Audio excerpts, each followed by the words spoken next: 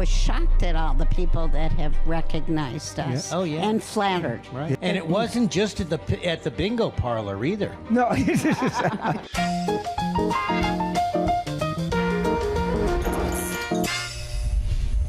We're here on location at the Red Rock Hotel and Resort in Las Vegas, Nevada. We're just sitting around shooting the breeze today, talking about what we've been doing this weekend and even some of our memories from the past. So first, I want to start off with Jerry because Jerry's got a very interesting and unique situation that he was involved in. Well, back in the 90s and early 2000s, I drove for the top limousine service in Los Angeles. And I was privy to drive a lot of stars. I drove just an assortment of people. I went from the penthouse to the basement with the people I drove. And I'm not classifying any of them in any particular place along the way. But some of the things that are most memorable in my mind was the night Tupac, Las Vegas. Now, the only reason I wasn't driving Suge and Tupac was because Suge had asked me to pick up his wife and her girlfriends. And they came with policemen in Rolls Royce Canisius with the tops down, drove here in less than 4 hours. Please don't pay attention to this policeman. But and so I was here. I don't even remember if they ever got in the car or not. I don't remember if this happened right before the fight started, during the fight. I just remember it being so tense, and everybody was just whispering. People, you know, it was just a state of unbelief and unrest. I imagine it would be something like these shootings at these games and what have you. You know, it just hair stood on the back of your neck, and I was just learning, kinda at that point, who I was dealing with. I mean, Death Row Records. I mean, this should be in public domain now, and I should be able to talk about it. But you know, I was sent out with them. I didn't know that I had a tiger by the tail. I had Death Row Records. And anybody who drove there was subject. I mean, Snoop, Dr. Dre. I remember, this is a claim to fame on two different stars. I picked Eminem up when he was raggedy and in swaddling clothes and drove him to Dr. Dre. And the next thing I know, he's a millionaire. And I'm still in my same clothing. Same with Beyonce. You know, she came out of Destiny Child, but that doesn't have anything to do with Tupac, does it? Yeah, that night. How do you conclude something like that? I mean, it just eats at you. It works on you. Everybody is, you know, who knows that you're affiliated in any way are calling you. You didn't get shot, did you? You're not in the way, are you? What did you, you know? And my people were they were scared for me, and I was too dumb to be afraid for myself. Were you in the line of fire? Not with Tupac, but I have been. I mean, we've stopped at 7-Elevens and gotten in shootouts. I mean, they'd be in the 7-Eleven. I'm waiting in the limo, and Sugar always told me, "Hey, Pops, if anything go down, take off." Didn't have to tell me twice. You know, you hear them come out and like, ta, ta, ta, ta, ta, ta. Look around, man, and they're shooting at each other, gang style. So did you actually see the shooting, or did you just get out of there? No, I saw and heard. You know, and one day at a supermarket, you know how they have the cars parked this way, going up that way? Well, this one truck was going up this way, and the other one was coming down this way, and they were at each other across the cars. I mean, and I was trying to get down in the limo. And it just, as big as I am, I got up under the steering wheel in the front seat and I wrapped myself around there some kind of way. I don't know how I did it. So did you get questioned by the police? And what happened to those women that you were driving? You know what? That's why I think it might have happened before the fight, because I was waiting for them and all this news come rush. I don't really remember or recall how that went down, but Sharitha was Suge's wife, and she had a lot of girlfriends, and we were all up here to see the fight. Now to bring conclusion to my Tupac night in Las Vegas between the 90s and 2000.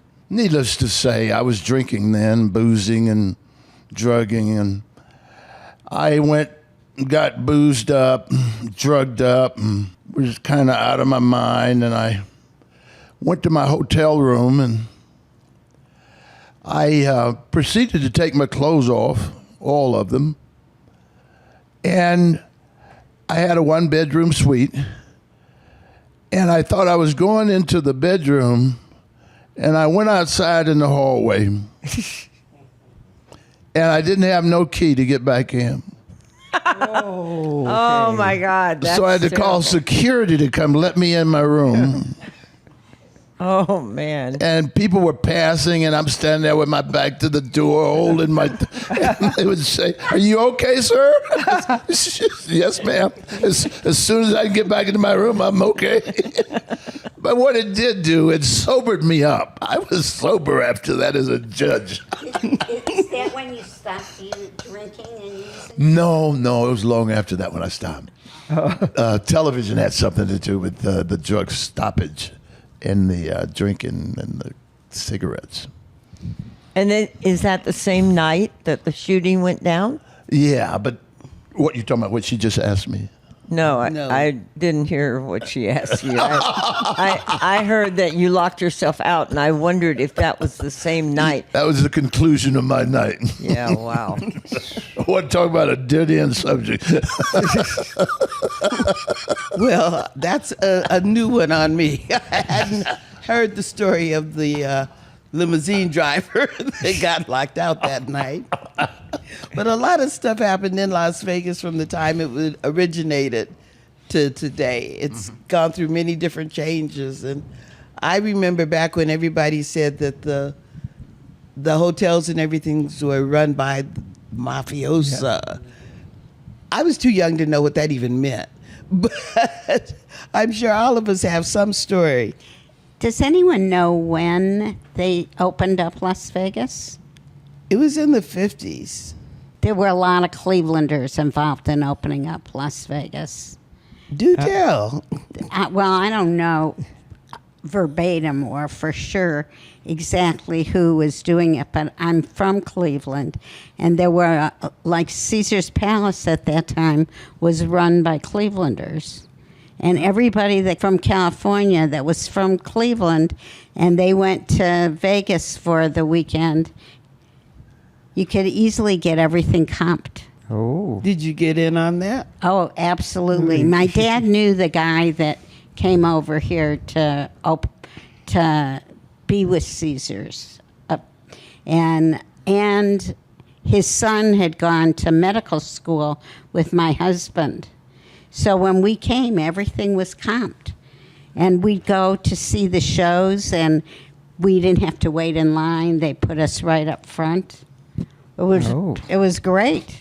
It was like our weekend is now, how everything is just VIP'd for us. Did you stay at Caesar's Palace? Yeah. Wow. And what other casinos were around at that time, or hotels? We stayed mostly in Caesars. I just remember Harrah's. Is that how you pronounce it? Harrah's. Okay. And maybe the Flamingo. Okay. The old MGM Grand. But that was one of the first ones too. Yeah. The Sands was Oh, the Sands Yeah. too, was right? really the The first Riviera. one. Yeah. That's I don't all. remember that one. It's down the strip further. And we used to go boating out on Lake Mead. Oh. And it was a one-street town. We would if we drove here, or even if we flew here, we'd have a car bring us to the hotel because there wasn't any place to drive to. It was, you'd pull in and you'd go down this one street that had all these hotels on it, like 5 or 6 hotels, and that's all I remember. That's all that was here for a while, I think. Yeah. Yeah, I think that's right. That's Yeah. definitely all that was here. And you could see the lights from the distance when you were driving in. You'd be in complete darkness if you drove in at night, and all of a sudden there's this lit city all over the place. And we used to when we went there the other night, it brought a lot of memories back. But we walked in and the lobby looked nothing like it looked when we used to go there. First of all, they never had all those slot machines. They had a lot of slot machines, but they had more crap tables and blackjack tables and things like that. It was an exciting weekend all the time, and it was easy to go there from L.A. Did it take you like 4 or 5 hours? Like, Well, we would fly, but we would fly. Okay. We would fly out of Burbank Airport, and it was pulling up to the airport, and 30 minutes later we were in the air and landing in wow. a few minutes later in Las Vegas, because you didn't have to go through all that. TSA, Right, there was no such thing. Yeah, who remembers some of the people that performed here in those days? Was it the back right? in that. Yeah, I figure it was, I'm thinking the end of the 70s. Oh, by then it was a Rat Pack, was it? Oh, Dean Martin. Or Rat Pack before was then. still around, yeah. Sammy Davis. Tony Bennett, Sammy Davis Yeah. Jr., and the Will Morris? No, the Will something trio. Yeah, right. This guy that we were talking about the other day, he's been here forever. The one with you're talking about, his face is Oh, gone. Wayne Newton. Wayne. Oh. Well, Yeah. one of my first memories about Vegas is the movie Ocean's 11. Oh, yeah. Yeah. And The I was- original. the original with Frank Yeah. Sinatra and the Rat Pack. Yeah. And we were driving across country. We were going to Nebraska, and it was so hot in Nebraska. The only place where you could get cooled off was in the movie theaters. And so we went to the movie theater, and it's really the only time I remember going to the movies with my mother and my grandmother together. And we watched Ocean's 11, and I'll never forget the end of that movie when they were going down the line saying, "What's that noise? What's that noise? What's that noise?" "He's being cremated. He's being cremated." And I went to my grandmother and said, "What's cremated?" She said, "They're burning the body." And I was like, "Oh, With the money. with the money." Oh God. And all through the show, it took place in Las Vegas and showed all the casinos, and that was my first really even thinking about Las Vegas. And it was portrayed beautifully, but I'll never forget when they said they're burning them with the money. Well, there's been a lot of great movie shows. Bugsy. Remember Bugsy with yeah. Warren Beatty? Yeah. And there's Matt The Banning. Godfather, 3 chapters of The Godfather. And, there's been a lot of movies about the beginning of Las Vegas and what it's come to now. Now everybody, it's the family place to come and vacation, and there's Broadway shows, and there's all these kinds of things now, but that certainly wasn't how it began. No, it was a rough time.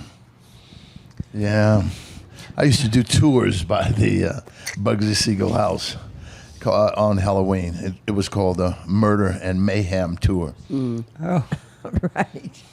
Just in I got case one you down don't there by know what yours. you're getting I know. Yes. Black Dahlian or Black what Black, is it? Black Black Dahlia. Dahlia. Yeah. The Black. Yeah. I just have to go down there too. Big famous Los Angeles murder. Yeah. Yeah. Yeah. I remember coming to this town a few times that it was funny. Every time I came, the town got bigger. The first Oh. time I came, we saw Ronan Martin's Laugh-In was here, Oh. which was just amazing because I had been watching that on television, and all of a sudden, here we are, 20 feet from like Goldie Hawn. Oh my God! And she was, I don't know, she was probably 22 years old at that time, And whatnot. adorable. And adorable, and the whole cast was just something else. And then we'd go away. And then I'd be working for someone else, and I had to deliver a car up here. It was our designer in San Francisco. He had to fly back. He lived at the Jockey Club here in town, which was Old Jockey Club. the old and that was pretty high rent. You know, that was the high rent district. And he had to fly back the next morning because he had a rush job on a casino floor, had to be redone before the whales came in on the weekend. And so he said, "Hey, here's $500. Would you drive my car back for me?" So I was tending bar at the night. So I said, "Sure, no problem. $500. Are you kidding? In Vegas?" So I got off at 2:00, got in the car, started driving, got here, dropped it off. He booked me a hotel room at the Caesar. And I mean, I had a fantastic weekend. These two guys, Bob Sorella and his partner, they made their bread and butter here in Las Vegas just working for casinos. And because casinos has such a high traffic, they have to remodel all the time. They have to refresh the carpets. They have to refresh the room. They change things up because they want people to have a new feeling every time they come back also. And so that would be their bread and butter, and that would allow them the time to go out throughout the United States and do other bigger projects, and then they'd come back here. But every time I came back, the Strip was here. And then they'd build a new one outside of town so you could get away from things. And then you'd come back not too many years later, and all of a sudden the Strip went up to that hotel. And they'd build another one a little farther out, and that one would go out, like the M, which is now that was the first hotel we passed on the way in on 215. Now the town goes all the way out to that. And it's the same way when we were at the Strat the other day. That used to be I guess that would be the south end of the Strip, and that was the welcoming to Las Vegas. Well, now that's old Las Vegas, and we're in what they say is new Las Vegas. I don't know, but the town never stops growing, never stops changing. I didn't recognize it. Yeah, it's always ahead of the mark. Because it had been so long since I've been here, I did not recognize it. It Yeah. used to be a one-street town. Right, and it was Sin City. It's still Sin City, but with all the added athleticism that's going on, with the Super Bowl being here, and now they're getting a basketball team and a baseball team. They're getting a basketball Yeah, team. it's in the works. And so like you know now it's a something. family, so now it's family entertainment. They're expanding all the time and bringing everybody into the party. So, I mean, there's no stop in Vegas. Yeah. Well, they changed the theme even for Las Vegas because they wanted to be more family friendly. And we haven't really been outside a lot, but I remember the first time I came to Las Vegas and the girls were handing out cards and the guys were handing yeah, out cards on the on the strip. strip, and there was cards everywhere, and I went to go pick one up. And you saw what And you were my picking boyfriend up? said, "Don't pick that up." And I picked it up and looked at it and said, "You're right. I'm not here for the naked girls. That's fine." No, I've been out here maybe 30 years ago, a little less with my parents, trying to show off, drive them out here. Of course, back then when you're 20-something, 29, 30 years old, a 5-hour drive is okay. And we playing, Dad loved the slots. Yeah. Mom liked the slots, and bingo it was. Yeah. I learned about and loved the video poker. to show the difference. Back then, the video poker was like, 5, 25 cents, $1. Yeah. Love to play blackjack. $1, $2 bet. Oh, fine. And I'm noticing now it's like $15 minimum. Okay, so that means if I lose one, 15's gone. But I thank Red Rock for that complimentary card we get for Right. $100. Right. I've used it up, but I've won over 100. So if you guys need any lessons or anything, let me know. Okay. Just take 10. I'll just take 10% off the top. I'll just take the money, no lessons. Yeah, I was gonna. I like I said, I used it up, paying for my own money. Started losing. I said, okay, time to quit. But it was fun. I'm going to pass on blackjack at $15 or $25 a shot and play the video poker again with Right. just $1 a game and enjoy it. Well, you talk about things being free in Vegas. Everything used to be free in Vegas. Everything. Free Right. parking, free drinking, Yeah. free Absolutely. whatever you needed. The whales Free would come eats. in. Remember the buffet bars where it had so much food, seafood and steak and Yeah. And the all of that. buffets. We were King at Circus. I don't know if the buffet. Oh my God, I'd forgotten about Circus. Yeah, no. When that Circus. first came out, we went there, and you saw like almost a Cirque du Soleil performance. Yeah. They come out and you could go on these rides. They weren't not. I mean, now there's so many of them. It was and a they're probably hotel. charging. It was a hotel built to be able to bring your kids. Yeah. Right. I got one more story I'd love to tell. All right, let's hear it. This is also between 1990 and 2000, early 2000s. I'm working for Engelbert Humperdinck. And so 4 times a year, we have to come for 2 weeks. And so I started playing poker at the MGM. And Red Fox, he was playing, and so him and I were the only 2 black guys in the game. And when I'd make a bet that was not justified, like bluffing, dummy. You dummy. Yeah, treat me just like Lamont, right? And so one day we're standing out in the lobby, and we're just talking. He's teaching me how to play poker, better poker. And here comes these 2 girls running. Oh my God, we love you guys so much. I said, I was trying to tell him, but I'm not Lamont. I had this big fro, right? And so he kicked me on the shin and said, just sign it, fool. Shut up, dummy. He treated me just like Lamont, I tell you. Well, did he have kind of a rat pack of his own that they'd come up Oh here? yeah, they were to all on the Vegas? show. Yeah. And he was down here what's the name of that hotel, the last one going out of Vegas? The Old Vegas. The old Vegas. Yeah, the last hotel on Not the Frontier. going out. The Chop. No, not on Las Vegas Boulevard. This is on 15. Oh. That thing, it was below the Arabic Hotel. It was, what was that thing called? Down there in a field by itself. But anyway, that's where he was performing there when he died. Or he had quit or whatever. That's his last performance in Vegas. Yeah, it shows the strength of TikTok. Now people recognizing us and want photos with us. It's not that we're Red Fox or Dean Martin or Frank Sinatra. We aren't? We're I'm a little too TikTok short. stars. Yeah, people mistake me for Frank Sinatra, but I'm just Have you shorter. tried singing? Yeah, and I can't sing. But now social media and the internet is so strong and big that I was shocked at all the people that have recognized us. Oh, yeah. And flattered. Right. Yeah, And where they've recognized us, not just in L.A., Yeah, but yeah. in Las Vegas, in New York. Right. Santa Fe, New Mexico?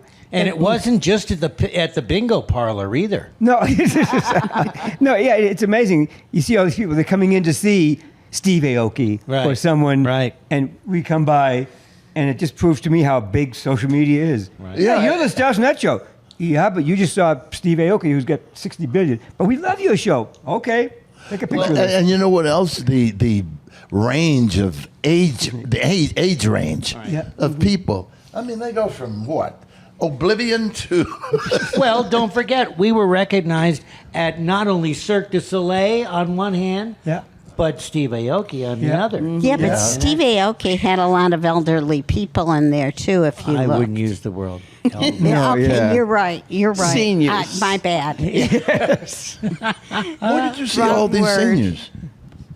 Well, what They were- about the yeah. guy behind us? Oh, yeah, that but he you was- know- Oh, the guy he was offering you the still tickets for a- drinks He or just had a something? hard life. Yeah, he, I was worried about him. He turns out, yeah, you want to come up for Now, a drink? see, you were asking me Okay. before what I'd spend on certain things. That, a bar like he had, you should do those. Oh, the guy that was selling alcohol to the audience from his ice pack. He wasn't selling I'm talking it. about that setup. Well, he wasn't selling it. He was giving it. Yeah. you give it okay. away. I used to have those. I used to do those. You could afford to give them away. Wow. What do you mean afford to give them away? That's The my drink. white privilege, girl. That's my what? His white privilege. White privilege. So that's like No. peanuts, popcorn, margarita, There you go. Yeah. tequila. Yeah, when you're hanging with them people, Jerry, what are you doing? Nothing. Come up here. Come up to the, what was it called? I forget now. It was a very famous boy. Come up. I went up there. He said, Jerry, we want to go to Miami. So here, take this bar and and pick up some girls with it, right? take to Miami? As soon as they left ballet, I called two girls over. I said, "You want this?" I said, "Yeah." I said, "You're welcome." I left and went home. I wasn't food with that mess. You have had quite a life. I give you a lot of credit.